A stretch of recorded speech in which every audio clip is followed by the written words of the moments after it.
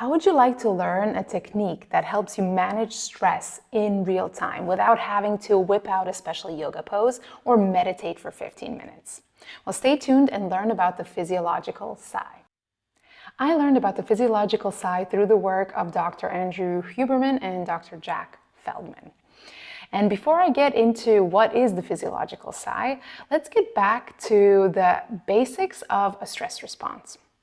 So you've all experienced this on your own skin, in your own body. When we get stressed, our heart rate goes up.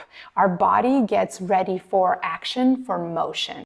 And as a general rule, whenever we want to manage our stress response, we want to intentionally get our heart rate down. Now, whether you're conscious of this or not, we have the ability to regulate our heart rate through smart use of the breath. And it doesn't even need to be complicated.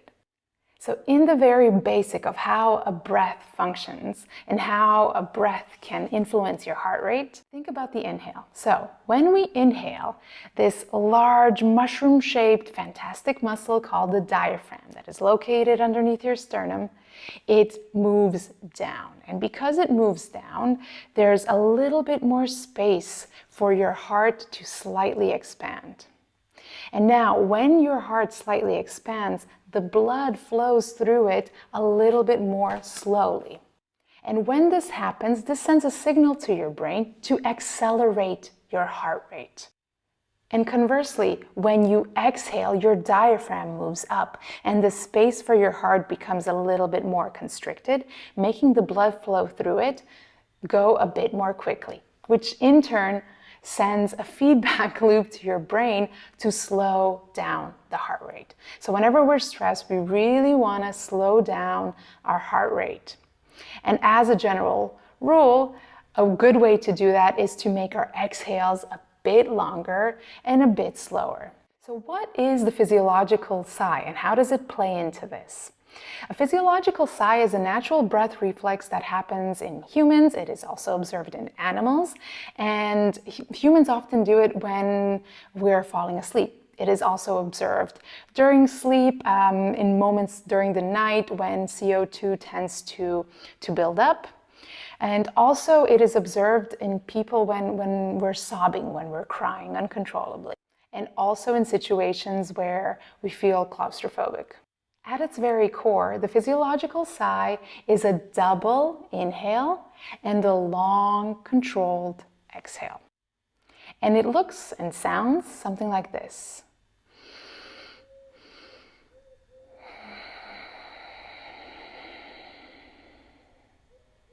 Now, a moment ago, I told you that inhales promote the increase of the heart rate, right? So why am I now promoting a double inhale? And the reason has to do with how our lungs function. Now, our lungs are not just two sacs that get filled up with air, right? On our lungs, we have millions and millions of little tiny sacs called alveoli. When we are stressed, these alveoli are collapsed and CO2 builds up in our system, and this is why we get jittery.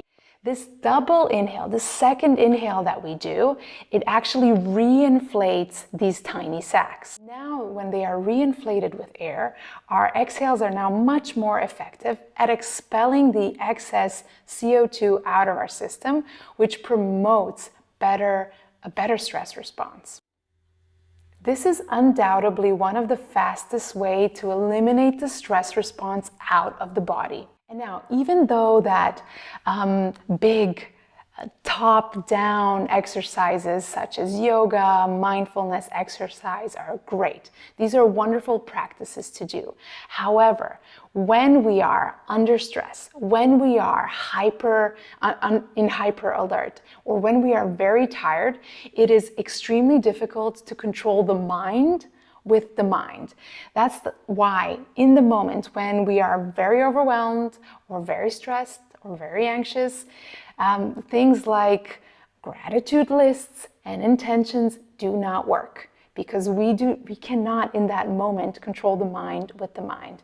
That's why controlling the mind through the body, through breath, can be extremely helpful. So what do I suggest?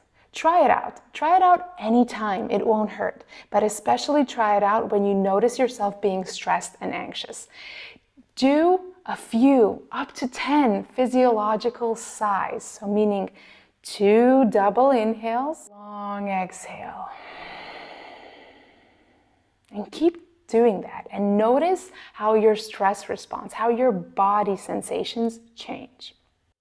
I hope you will try this out, and I hope you will find this helpful in your daily life.